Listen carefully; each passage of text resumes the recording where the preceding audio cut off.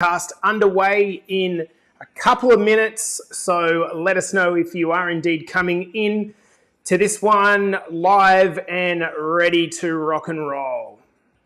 So I'm super pumped to be back here for another episode of the pod.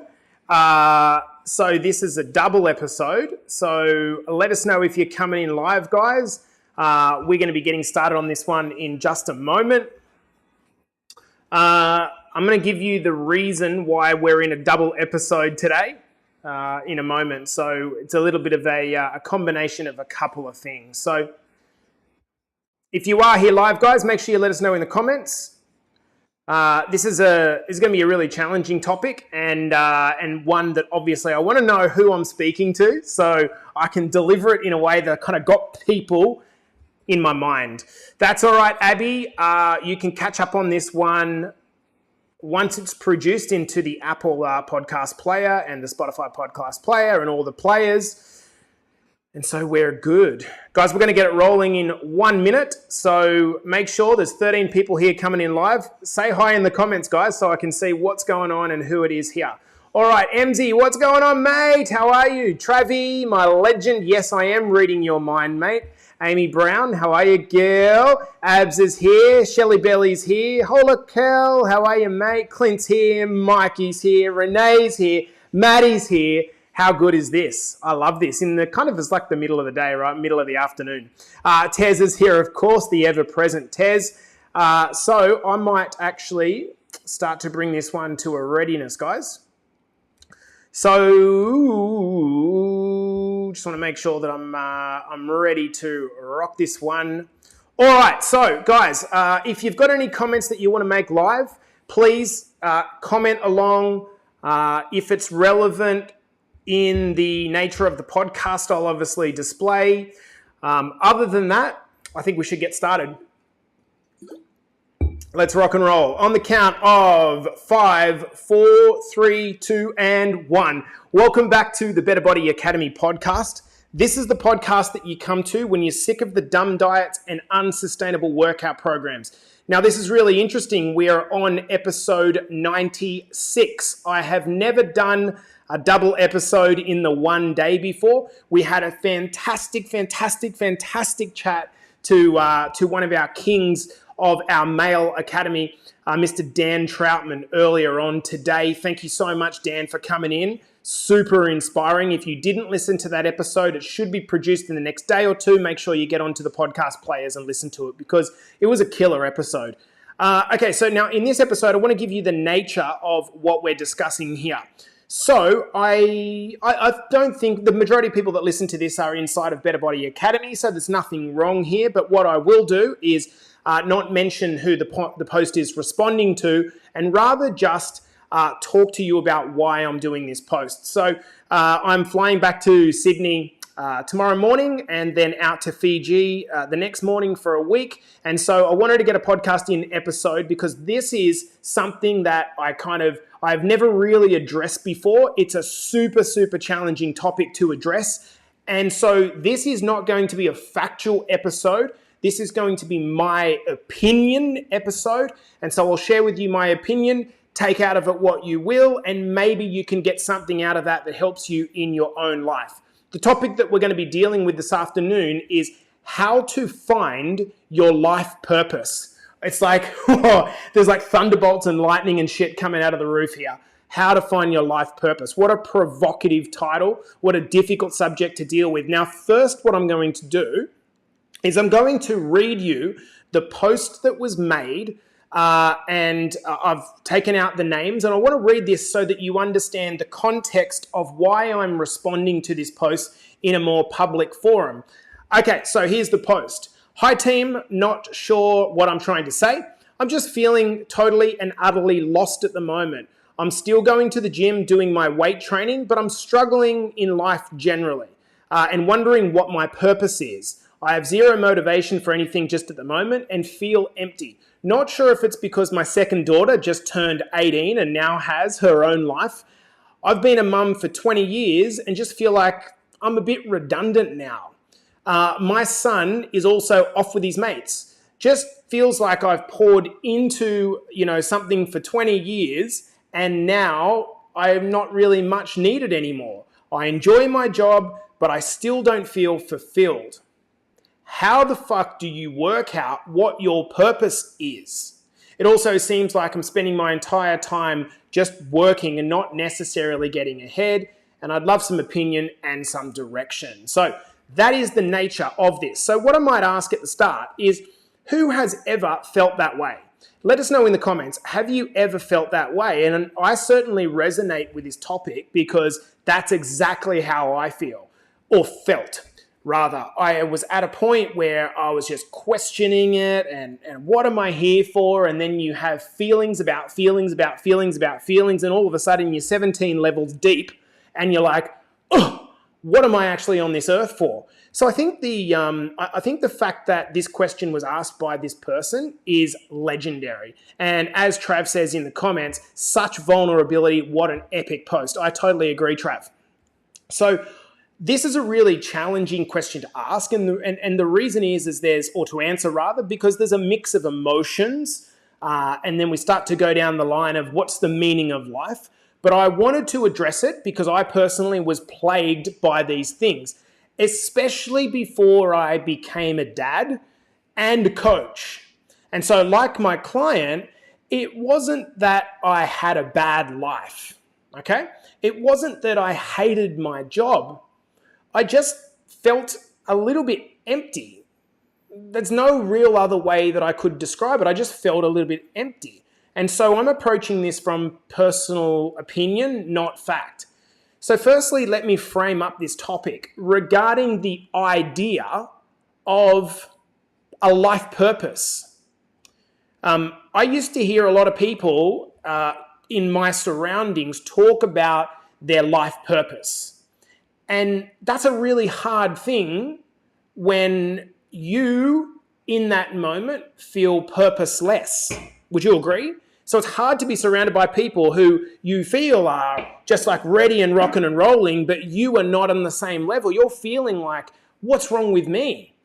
Everyone seems to know what they want to do, but am I a failure that I don't know what I want to do?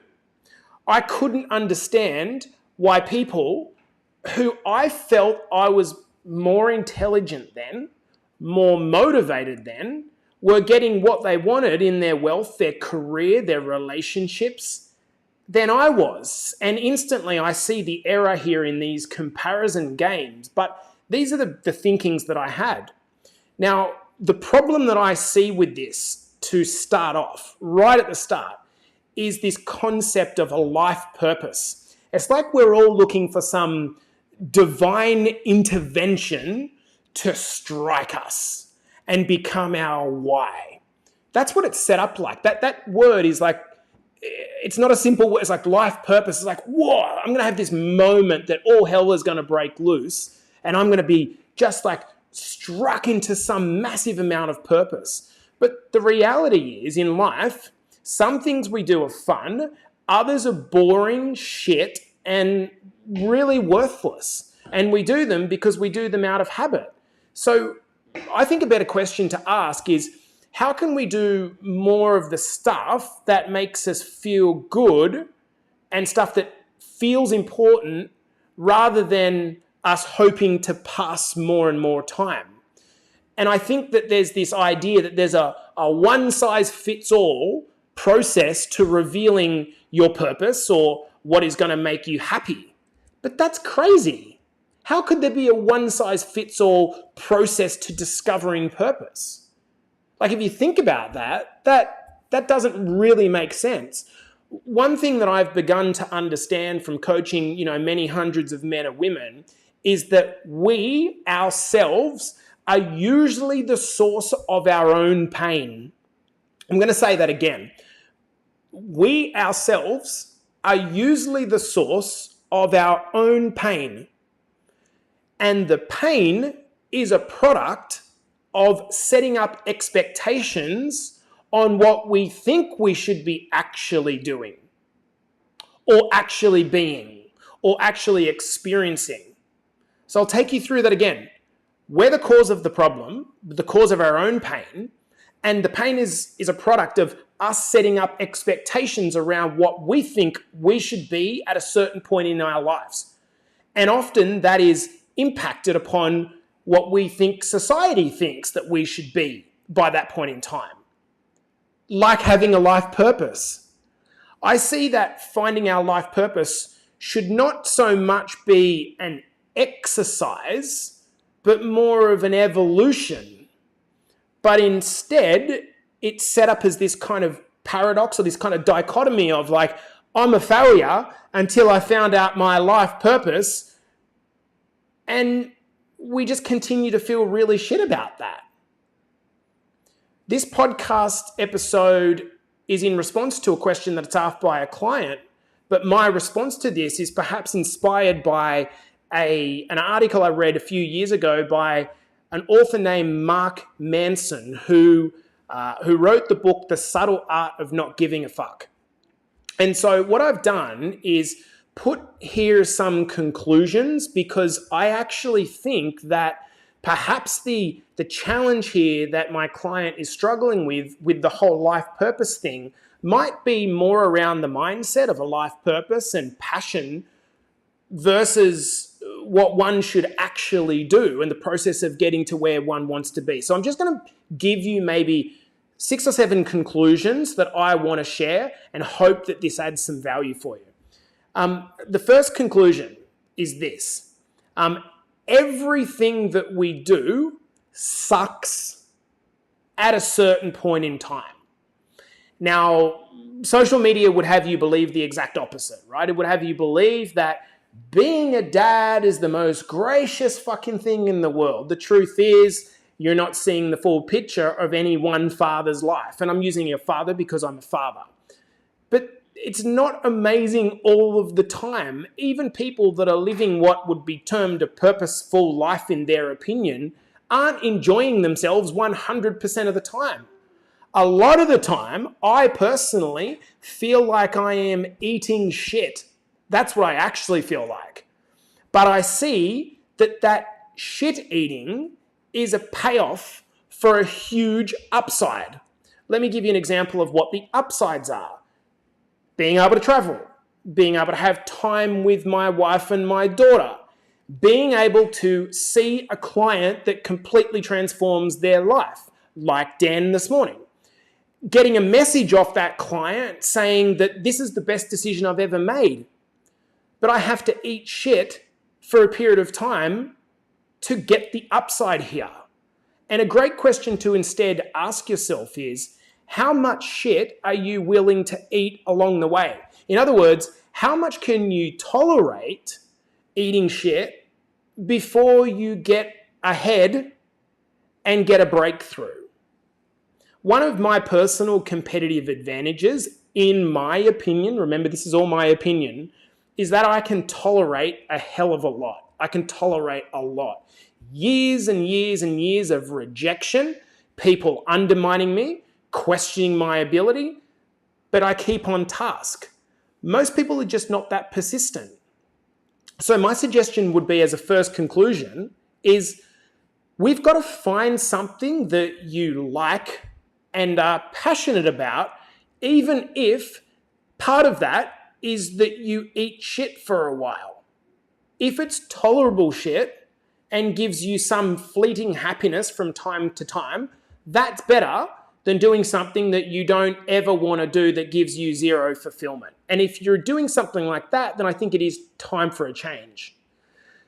Conclusion 2, what would you do for free if you had your financial bases covered? Okay, I want you to really focus in on what I'm about to say here, because we're all short on time. We feel like we've got to maximize the return on investment of time all of the time. And so the problem with that is that we stop doing things that we like or that we would do for free or for fun, that things that we would do for excitement, that we enjoy, because we feel like we've got to get a return on investment either in how it benefits us or financial terms. Now, an example of this is me lifting weights, okay? If I didn't have a coaching business around fitness, I would still lift weights. And the reason is because I love lifting weights. But given my shortage of time, my weight sessions now are often populated with a purpose that goes with that. Filming content, testing out new programs, replying to clients while I'm in the gym doing the workout. And what this can mean is that things that you actually love, you've developed a negative association with something, which leads you to not wanting to do it. So in the question, one of the points was, I'm still lifting weights, I'm still doing the thing, but I'm not necessarily enjoying it. And part of that, I think, is because we stop doing the thing for the sake of the thing. We start doing the thing because of the return on investment that we're trying to get out of doing the thing. So it becomes more about the outcome and less about the thing. Does that make sense? Does this make any sense? So let me know in the comments if this makes any sense. So my question would be, what do you actually love doing, regardless of the reward? Or what are you passionate about, regardless of the return on the investment? What would you do for free? And if you've no idea how to answer that, which could be a legitimate thing, I don't know actually, well then a practical suggestion would be start spending any available time exploring doing more. That sounds too basic to be true, but I am sure that most people haven't found their purpose because they are putting their purpose up on this massive pedestal, and they don't understand that part of finding a passion actually means doing different things so that you know what you do and don't like. Now, I worked out from coaching people for free, like I'm talking 10 years ago, when I first qualified as a dietitian, that I just really liked talking about nutrition to people because I recognized that they were so confused about it. In the podcast this morning, Dan said that he would just consume a bunch of shit off Google and YouTube and just take it verbatim.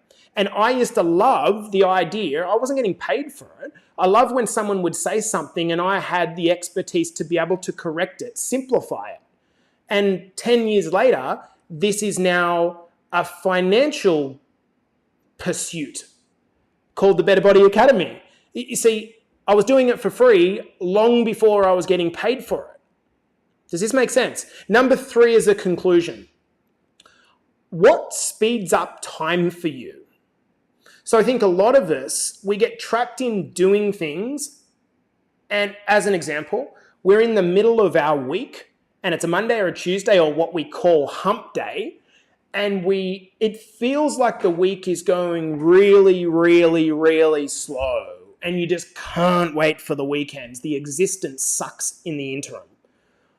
Well, in the opposite, actually what happens is when you're enjoying doing something, do you notice how the time really, really speeds up? So what do you do ever which makes you forget to eat or drink or sleep? Often there's an underlying theme behind why you love the things that you love. Do you love cooking, for example, and do you lose hours in cooking?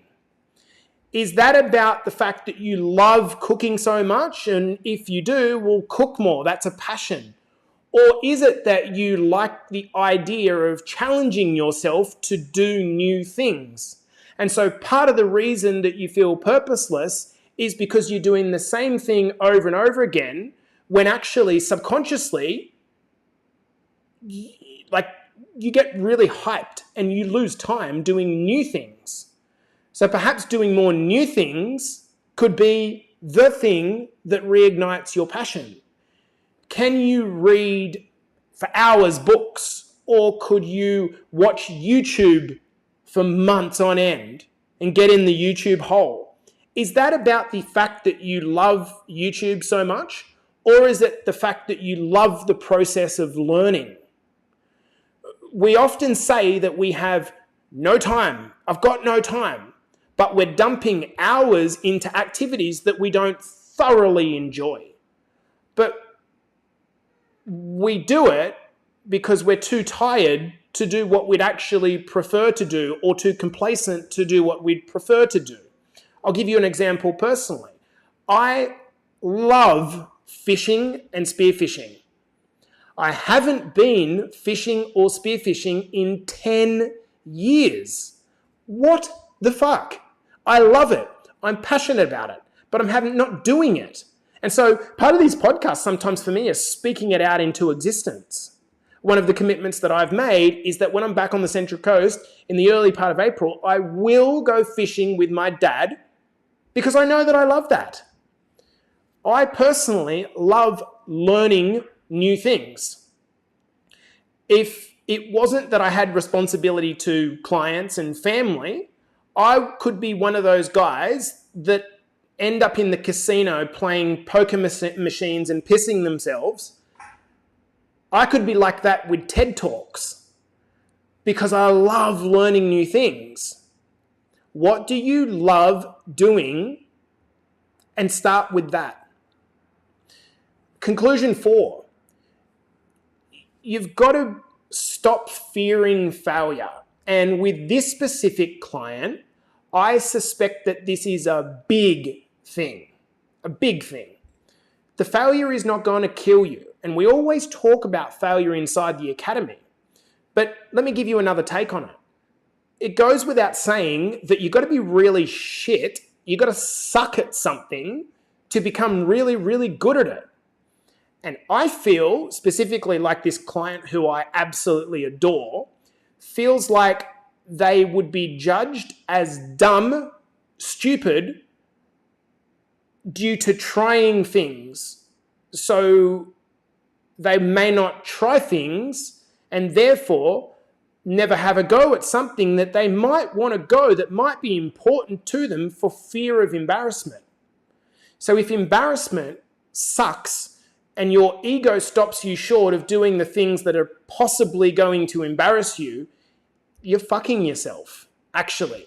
For example, you might be super passionate about embroidery or dog walking or cooking.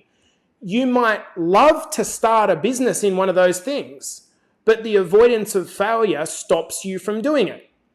And that kills your creativity. And you say things, for example, like, oh, I'd love to start a dog walking business, but that'd be too hard. Well, actually, if you distance yourself from that comment and you step back from that comment, I'm not an expert, okay? But my guess would be that actually starting a dog walking business would be really cheap. As in nothing. Like, even if you walked dogs for free to get started, like, what's the overhead? I don't think there'd be any overhead. You wouldn't go and set up a business number because you haven't got any clients yet. You just walk in the fucking dogs. So why not just start walking dogs and offer to do it for free? In Vancouver, my brother-in-law's dogs would love to be walked every single day for free because they're a busy couple. Like, if someone knocked on the house and said, can you take my dogs for a walk and I'll do it every day for free for the first month and then you start paying me if you'd like to. Like, that's where business ideas start. I guarantee you, everyone is scared. Every single person listening to this podcast, like me, is scared to do things out of our comfort zone. I remember, despite the fact that I talked on live and in front of audiences, when I did the first episode of this podcast, go back and listen to episode number 1.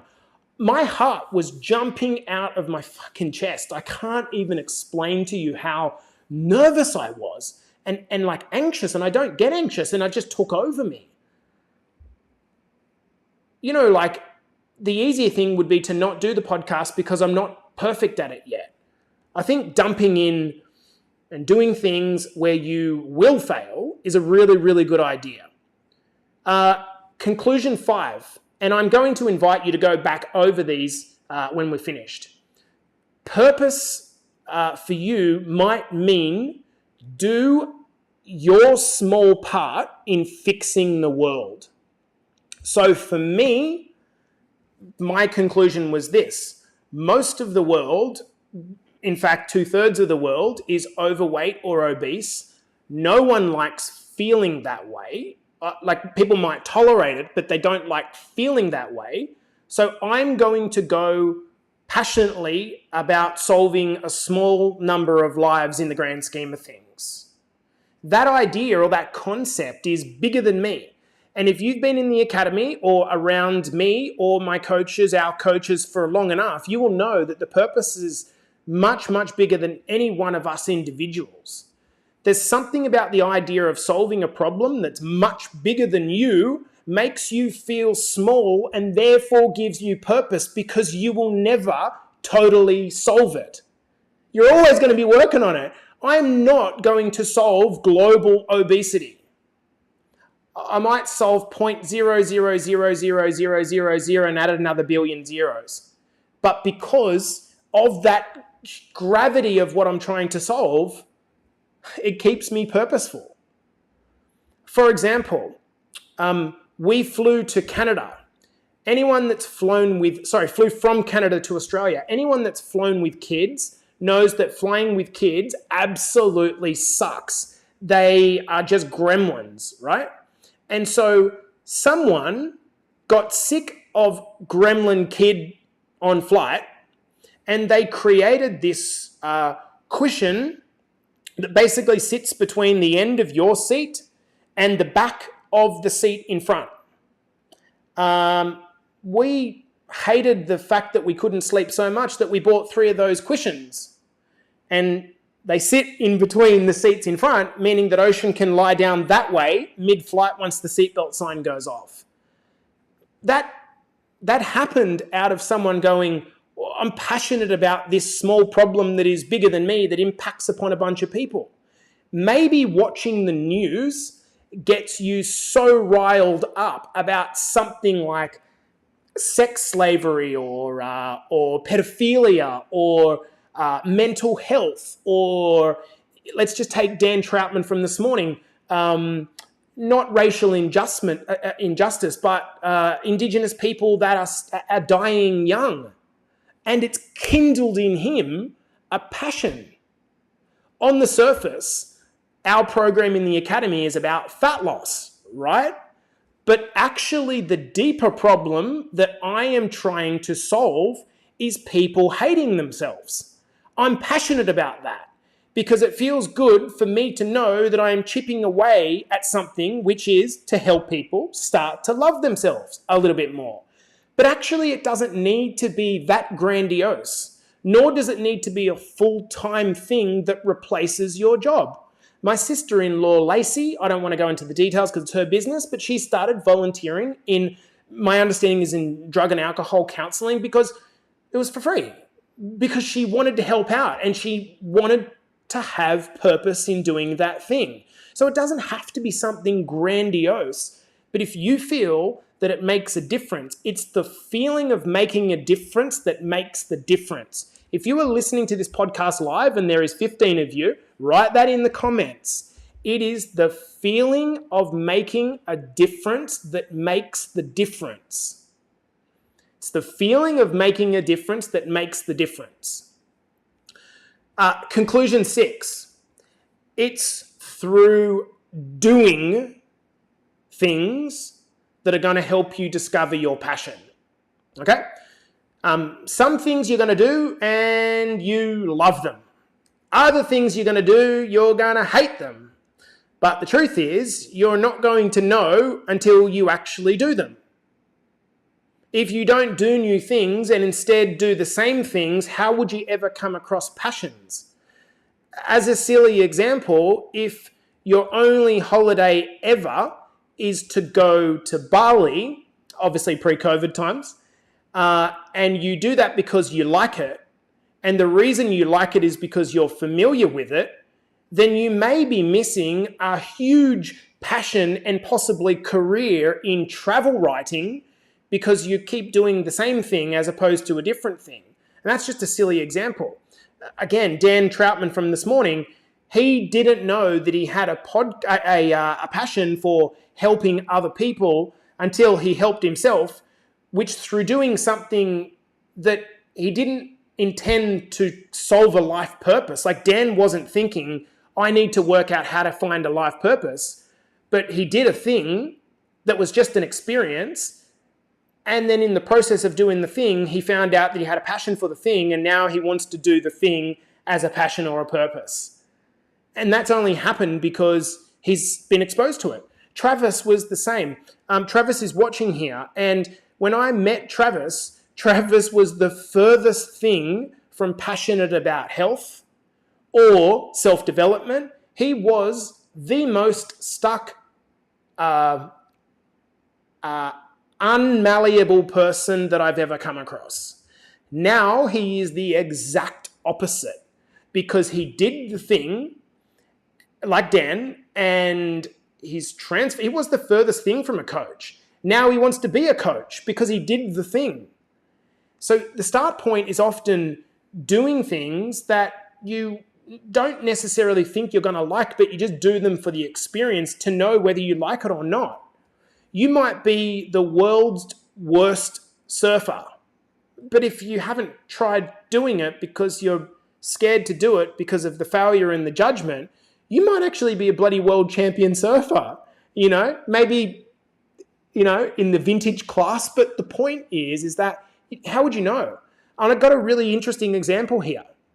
1 year ago, if I put a plate of sashimi, as in raw fish, in front of my dad, he would have told me to fuck off because he's a 70-year-old Maltese man that come to Australia when he's 6 years old and we've got to cook fish, right? I disappear for a couple of years and I come back, and through exposing himself to YouTube, which he's never been exposed to before, he ends up down a YouTube hole, and all of a sudden, my dad is sashimi-ifying everything. Like literally, this old wog dad of mine, who's an absolute legend, you turn up to his house and he's got a plate of sashimi ready. He can hardly cook toast. Like, I'm serious.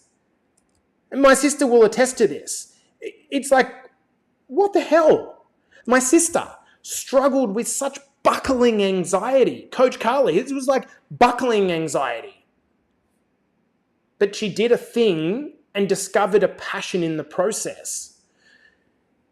The message here is try. Just do different things. And if you stop doing them for the purpose of trying to find your purpose and start doing them because you just want to try. And guess what? If you can't think of anything that you haven't tried, I challenge yourself to really put yourself out there. Really put yourself out there. And put a post on Facebook saying, hey guys, I want to start trying more things so I get less fearful of failure. Any friends got some new ideas or want to do something with me? But you won't do that because you're too worried about being judged, right? I'm not condemning specific individual. I'm saying like that would be the thing that would stop us, right? And I'd totally understand that. I'm not going to put that up because someone's going to suggest that I go skydiving and I'm fucking scared of skydiving. You've got to do, if you want to discover these things, you have to be exposed to them in the first place. The final conclusion that I've got this, guys, and this has been a decently deep podcast, but hopefully helpful, is to start thinking more about your own mortality. So many people interpret this as grim. I just don't think it's grim. I think about it a lot. I find myself worrying about stuff like I haven't put away money, or I haven't done this video for someone, or I haven't got back to that client yet. And I stress myself out, worrying and creating my own conundrums. So again, I've created a conundrum that I'll reply to a client within 2 hours. No one said that. All of my clients, you guys know that we're all busy and I'll get back to you as quick as I can. I'm not ignoring you, but I create this expectation in my mind. I can't meet the expectation. Then the thought comes in that says, you're failing your client. It's like, if you've got a good enough connection with people, you understand that that's something that I am creating in my own head. Thankfully, I have some decent self-awareness that comes in and says, Jace, you're going to die. And Travis, one of your clients, is empathetic enough to know that you'll get back to him when you can. And actually, the far more important thing here is that you sit on the beach, not on your phone, and be with your daughter. And everyone has these conundrums, right? This doesn't mean that I'm going to go and get a Carpe Diem tattoo on my bicep and just not do anything anymore and just live life, YOLO, right? That's not how it works. But it does mean I'm going to think more consciously about saying yes to things that I should do for my own purpose, and more no to things that really aren't going to do me any benefit or I don't want to do. Be more selective or conscious about my choices. An example is this morning, I'm walking along the Esplanade in Noosa and Cord says to me, Jace, why don't we eat at this awesome restaurant tonight, out the front of the restaurant? The initial reaction that I had is, I don't want to drop $250 on a meal that's at 5 o'clock in the afternoon.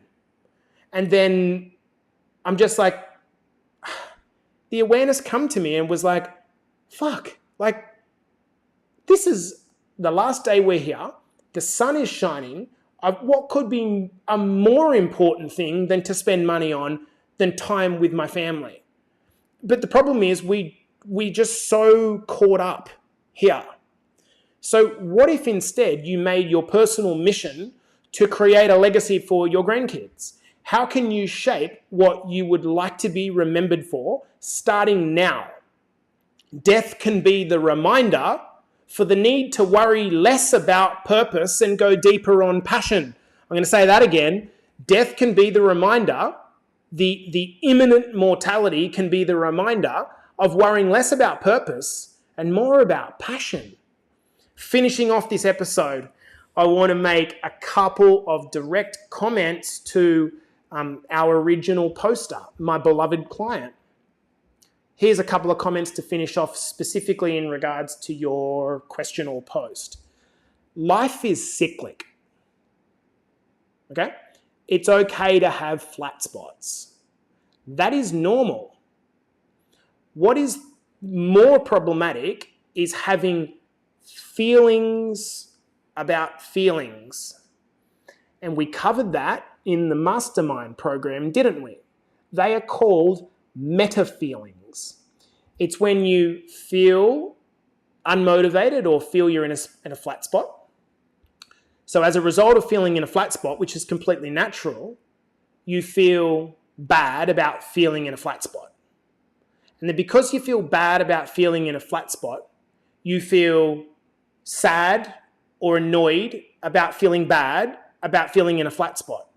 And because you're getting sad and annoyed about feeling bad about being in a flat spot, you get really annoyed that you're so reactive. And so far you're 4 levels deep, but we actually end up 15 levels deep. Are you feeling me? These are called meta feelings. And so what we need to do is interrupt the pattern and just say, hey, this is a stupid conversation.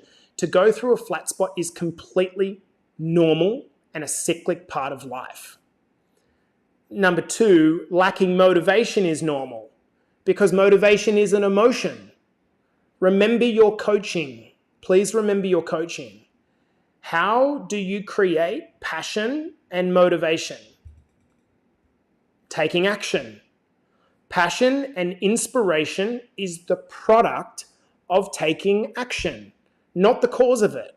In other words, If we sit here waiting for our inspiration to come back, for example, we're in a flat spot at the moment, we sit here waiting for our inspiration to come back to us, staring at the sunset going, God, dish me out some inspiration here, we'll be waiting forever. We create it by doing something. It actually doesn't matter what the thing is, but we do it for the purpose of creating the motivation. Does this make sense? A couple of final points. Your daughter is 18 now. I'm going to preface this by saying my daughter is 1.5. So you're much more experienced in parenting than I am. I'm 1.5 years deep, you're 20 years deep, okay? But rather than you seeing yourself as purposeless, what about treating now that she's an adult legally as a time point where you shift your relationship with her? What about suggesting that you both dress up sometime this weekend and you go out on a date, 2 of you, to a nice restaurant, and you tell her how you love her and you tell her how you feel and how now that you're an adult, you'd love to have a different type of relationship with her. Nothing forceful or expected, but you just want her to know that you're here for her. And now, from this point in time, you see this as a loving adult relationship as opposed to a mother-daughter relationship where you now feel powerless or purposeless. Again, this is just opinion, not fact. Ask yourself the question, at 18 years old, could you have done with a little bit more guidance? I sure as hell could. So to conclude that you're purposeless because your daughter has turned 18 is of course factually wrong, but when we're in the emotion of it, I understand totally why. So why not we reframe this as a shift in the time or the relationship's phase? The last comment that I'm going to make is this, and that is you need to challenge yourself now. What can you do starting soon, which is uncomfortable and challenging? Now, these are just the typical cliched versions. Half marathon, a very short course, maybe an online course in something specific that you're passionate about, a meditation retreat. What I know is that one of the things that we do is when we're stuck, inverted commas, we are in a job and we try to take the edge off how we feel by saying, I don't hate my job, but I just don't feel purpose. Of course, yeah, you don't hate your job. I didn't hate my job either. But the job didn't challenge me. There was just parts of the job that annoyed me. And there's a difference between the difficult parts of a job challenging you and annoying you. So for me, I knew the job like the back of my hand. And it wasn't as if I could just disappear and the job would take care of itself. The job was still there. But being there was not challenging me. It was just annoying me. Not because I hated it, because it was the same fucking thing over and over and over and over again. I could do it with my eyes closed, but it required me to be there in the seat at the desk doing the thing. So it wasn't actually challenging, it was just annoying. And if that is where you're at, then you need something that challenges you, that inspires you. Does that make sense? So I'm going to leave it there. This has been a long podcast, and to the people that have come through this podcast, I really do hope there was a couple of little nuggets in there for you. This has been the Better Body Academy podcast, the podcast that you come to when you're sick of the dumb diets, unsustainable workout programs, and you want to put an end to glorifying this idea of a life purpose and instead go back to perhaps discovering passions. I think this is a much more practical approach. And I've shared with you today my opinion because I got this wrong, searching for life purpose. And ironically, my purpose found me when I stopped looking for a purpose and started chasing things that I'm passionate, that I would do for free if I had the opportunity. And ironically, I started doing them for free. And then the Better Body Academy became what it is. I love you guys. I appreciate you all.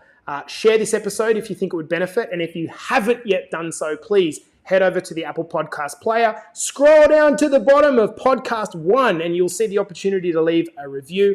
I love you guys, and I'll see you in the next episode.